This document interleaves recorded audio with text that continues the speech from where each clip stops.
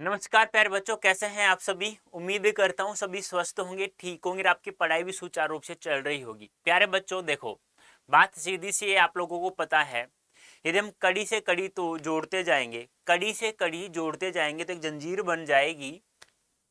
मेहनत पे मेहनत करते जाएंगे तो तकदीर बन जाएगी, और तकदीर बनाने के लिए प्यारे बच्चों ईमानदारी से आप लोगों को पढ़ना होगा मेरे साथ, केवल ही केवल मेरे साथ। यदि आप राजेंद्र सर के साथ पढ़ेंगे ना, अब की बार 101% आप लोगों के मैं 100 में से 100 नंबर दिला दूंगा।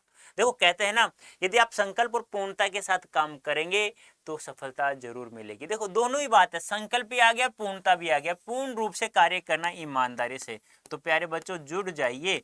आज हमारा कृतिका भाग 2 का पहला चैप्टर, जिसका नाम माता का अंचल, जिनके लेखक का नाम है शिव पूजन सहाय जी। आज हम इस सेशन में उनके जीवन परिचय के बारे में चर्चा करेंगे। यदि मैं बात करूं आप लोगों से कि शिव पूजन सहाय जी का जन्म कहाँ हुआ, कब हुआ, तो आप लोगों को बताना है तो क्या कहोगे। 1893 ईस्वी में भोजपुर बिहार में इनका क्या हुआ था, जन्म हुआ था उनवास नामक गांव में। 1963 ईस्वी में इनका निधन हो जाता है। इन्होंने यहाँ जो हमारे पाठ्य पुस्तक माता का अंचल, जो एक आत्मकथात्मक शैली में, ध्यान रखना मैंने क्या बोला, आत्मकथात्मक, आत्मकथात्मक शैली में, यानी कि लेखक ने स्वयं ने, आत्म ने स्वयं, यानी स्वयं के बारे में लिखा है सब कुछ। इसमें बचपन के बारे में लिखा है कि लेखक को किस नाम से बचपन में जाना जाता था, वो पिताजी माताजी से कितना प्रेम करते, उनके माता पिता उनसे कितना प्रेम करते, वो क्या क्या खेलते थे, कौन कौन सा खेल खेलते थे, इनके बारे में सब कुछ इन्होंने अपने बारे में ही लिखा है। तो प्यारे बच्चों हम लोग चर्चा करते हैं शिव पूजन साई जी का जीवन परिचय के बारे में। तो जीवन परिचय के बारे में चर्चा करो तो इनका जन्म कब होता है प्यारे बच्चों, 1893 में, 1893 में। गांव उनवास है, जिला भोजपुर है, राज्य क्या है, बिहार में इनका क्या हुआ था, जन्म हुआ था। और 1963 ईस्वी में इनका निधन हो जाता। तो याद रखना है क्या, 1893 उनवास गांव, भोजपुर जिला, बिहार राज्य में इनका जन्म हुआ था, और 1963 में इनकी मृत्यु हो जाती है। अब इनके शिव पूजन जायज जी के बचपन का नाम था भोलानाथ। अब भोलानाथ कैसे नाम पड़ा, इनके पिताजी थे, इनके पिताजी इन्हें बचपन में प्यार से भोला कहकर पुकारते थे, लेकिन वास्तविक नाम क्या था, इनका वास्तविक नाम था तारकेश्वर। क्या था, तारकेश्वर नाथ। ये आपको ध्यान रखना। और हम हिंदी साहित्य में किस नाम से जानते हैं, शिव पूजन साई जी के नाम से जानते हैं। ये भी आपको ध्यान में रखना पड़ेगा, ठीक है, हिंदी साहित्य में, ठीक है।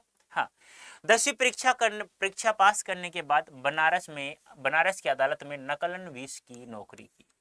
किसकी नौकरी की, बनारस में, बनारस की अदालत थी, उसमें नकलन 20 की उन्होंने नौकरी की 10वीं पास करने के बाद में वो हिंदी के अध्यापक बन गए। किसके, हिंदी विषय के। असहयोग आंदोलन के प्रभाव से उन्होंने सरकारी नौकरी से त्याग पत्र दे दिया। यानी देखो 1893 में इनका क्या हुआ, जन्म हुआ, और 1963 में मृत्यु हुई। मतलब कहने का तात्पर्य क्या है कि जब भारत देश 1947 में स्वतंत्र हुआ तो उस समय उन्होंने सब कुछ देखा, तो इस प्रकार से उन्होंने स्वतंत्रता आंदोलन में कूद गए और फिर त्याग पत्र दे दिया अपनी नौकरी से। शिव पूजन साय अपने समय के लेखकों बहुत ही लोकप्रिय और सम्मानित व्यक्ति भी रहे हैं। उन्होंने जागरण, हिमालय, माधुरी, बालक आदि प्रतिष्ठित अखबारों का क्या किया, उन्होंने संपादन भी किया है। ध्यान रखना, जागरण, हिमालय, माधुरी और बालक जैसे पत्राचारों का भी क्या किया, उन्होंने संपादन भी किया है। इसके साथ ही वे हिंदी के प्रतिष्ठित पत्रिका मतवाला के संपादक मंडल में भी रहे। मतवाला का संबंध किसे था, सूर्यकांत त्रिपाठी निराला, सूर्यकांत त्रिपाठी निराला जी, इस संपादक मंडल में वो शामिल रहे। देखो एक बार वापस देखिए, जन्म कब होता है, बोलिए सभी के सभी, 1893 में। कहाँ होता है, उनवास गांव में होता है। उनवास गांव किस जिले में पड़ता है, भोजपुर जिले में पड़ता है। राज्य कौन सा है भी, बिहार है। याद हो गया। आगे देखिए, 1963 में उनकी क्या हो जाता है, उनका निधन अर्थात मृत्यु हो जाती है। अब आगे हम बात करें, 10वीं क्लास पास करने के बाद में उन्होंने काशी की, यानी बनारस जिसे हम लोग नाम से जानते हैं, जिसे हम लोग वर्तमान समय में वाराणसी के नाम से जानते हैं, ठीक है, यहां उन्होंने अदालत में नकलन 20 की नौकरी की। किसकी की, नकलन 20 की नौकरी की। उसके साथ साथ उन्होंने जागरण, हिमालय, माधुरी, बालक पत्रिकाओं का संपादन किया और साथ में सूर्यकांत त्रिपाठी निराला द्वारा प्रकाशित या संपादित मतवाला के संपादक मंडल से भी जुड़े रहे। कौन? शिव पूजन सहाय जी। ठीक है, इनके बचपन का नाम भोलानाथ बताया करते हैं अपने इस आत्मकथात्मक शैली में लिखे गए उपन्यास में। और इन्हें का वैसे वास्तविक नाम था, स्कूल में नाम था, जैसे हम बात करें औपचारिक जो नाम था इनका तारकेश्वर नाथ था, लेकिन हिंदी साहित्य में इन्हें हम लोग शिव पूजन साई जी के नाम से जानते हैं। ये मुख्यतः गद्य लेखक थे, यानी पद इन्होंने, कविता खंड इन्होंने बहुत कम ही लिखा है। गद्य कृतियां कौन कौन सी हैं? देहाती दुनिया है, जिसमें से जो ये चैप्टर है हमारे यहाँ पे, माता का अंचल, यह भी यहीं से लिया गया है। माता का अंचल यह भी इसी उपन्यास से लिया गया है, जो 1926 में प्रकाशित होता है और यह प्रथम आंचलिक उपन्यास भी माना जाता है। प्रथम आंचलिक, अंचल क्या होता है? ग्रामीण जीवन वाला उपन्यास है। और एक बात और ध्यान रखना, इसी उपन्यास को स्मरण शिल्प लिपि में लिखा, स्मरण शिल्प में लिखा गया प्रथम उपन्यास है। उसमें स्मरण क्या होता है? स्मरण यादों का भंडारा जिसे कहते हैं। लेखक ने अपनी यादों को ताजा करने के लिए, बचपन की यादों को ताजा करने के लिए उन्होंने यह उपन्यास लिखा था। फिर है ग्राम सुधार है, वे दिन वे लोग है, स्मृति से शादी है, उनकी दर्जन भर गद्य कृतियां प्रकाशित हुई है। याद मत करना, कोई दिक्कत नहीं, याद नहीं हो तो छोड़ देने, यहाँ से क्वेश्चन आपसे आज तक नहीं पूछा गया है। आगे हम बात करें, इन्होंने जो भी लिखा वो शिव पूजन रचनावली के नाम से 4 खंडों में प्रकाशित करवा दिया है। इन्होंने जो भी कुछ लिखा है आज तक, दर्जन भर कृतियां, पुस्तकें, जो भी कुछ लिखा है, ग्राम सुधार, वे दिन वे लोग, या वे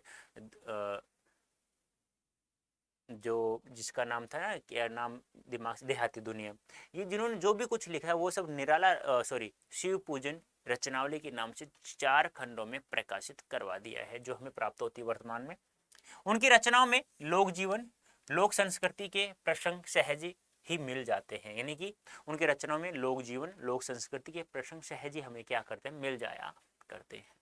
ठीक है, समझ में आया? अब देखते हैं पाठ का सार, यानी कि इन्होंने जो लिखा है, यहाँ अंश है माता का अंचल, जो अंश दिया हुआ है आत्मकथात्मक शैली में लिखा हुआ है, वह उपन्यास देहाती दुनिया से लिया गया है। और यह जो देहाती दुनिया उपन्यास है, यह 1926 में प्रकाशित हुआ था और इसे हिंदी का पहला आंचलिक उपन्यास भी माना जाता है और इसे ही स्मरण शिल्प में लिखा गया हिंदी का पहला उपन्यास भी माना जाता है। ध्यान रखना, माता का अंचल जो आत्मकथात्मक शैली में लिखा गया जो उपन्यास है, आत्मकथात्मक शैली में, यह देहाती दुनिया उपन्यास से लिया गया है, जो आंचलिकता पर लिखा गया पहला उपन्यास और स्मरण शिल्प पर लिखा गया पहला उपन्यास माना जाता है। इस उपन्यास में लेखक ने आंचलिकता के साथ साथ इन्होंने अपने बचपन की यादों को ताजा करने के लिए इसमें झरोखा लिखा, यानी कि एक झरोखे के बारे में बताया इन्होंने, किस प्रकार से बचपन में अपने माता पिता से प्रेम करते थे, उनके माता पिता उनसे कैसे प्रेम करते थे। उन्होंने बताया जैसे पिताजी मुझे बबूत लगाते थे तो मैं बम भोला बन जाया करता था, इसीलिए पिताजी मुझे भोलानाथ के नाम से पुकारते थे। मैं अपने पिताजी को बाबूजी और माताजी को मैया के नाम से पुकारता था। मेरी माताजी से मेरा संबंध केवल दूध पीने तक का ही था। यानी कहने का तात्पर्य क्या है कि मेरा जो संबंध था वो सारा संबंध पिताजी के साथ रहता था, नहीं खेलना, उठना, बैठना, सोना, जागना, लेकिन माताजी से जो संबंध है केवल दूध पिया और आ गया, दूध पिया और आ गया, बस इतना ही संबंध है। लेकिन फिर भी जब वो चूहे के बिल में पानी उलेचते हैं, डालते हैं, तो चूहे की जगह वहाँ सांप निकल आता है, तो वहाँ वो फिर माता के अंचल में जाकर ही छुपते हैं, पिताजी के पास नहीं जाते। इसलिए कहा जाता है कि माता पिता में से बच्चे ज्यादा माते प्यार करते हैं। इसमें ग्रामीण जीवन का चित्रण ग्रामीण जनता की भाषा में किया गया है, यानी कि इसमें जो भी चित्रण किया गया प्यारे बच्चों, ग्रामीण जनता की भाषा में किया गया है। यानी कहने का तात्पर्य क्या है, ग्रामीण जनजीवन कैसा है कैसा नहीं है, यानी कहते हैं ना गाँव का जीवन तो गाँव का जीवन, लोग जैसे मान लो कोई भी शहर में नौकरी करता है और फिर वो गाँव जाता है ना, तो गाँव कुछ बहुत याद तड़पाती है, और गाँव में जाता है ना वो घुल मिल जाता है सभी के अंदर, जैसा वो फिर शहर वाले सोचते हैं यार ये इंसान था क्या वही, क्योंकि उनका रहन सहन अलग होता है शहर में, गाँव में तो गाँव में होता है भाई।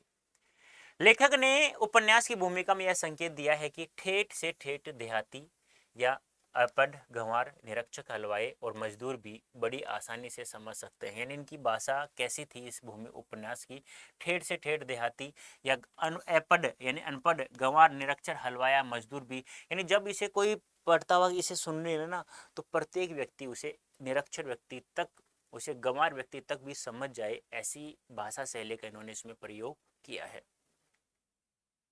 आत्मकथात्मक शैली में रचे गए इस उपन्यास का कथा शिल्प अत्यंत ही मौलिक और प्रयोगधर्मी, यानी आत्मकथात्मक पूछा जाएगा, यानी कि शिव पूजन सायजी द्वारा रचित माता का अंचल, माता का अंचल किस शैली में लिखा गया है,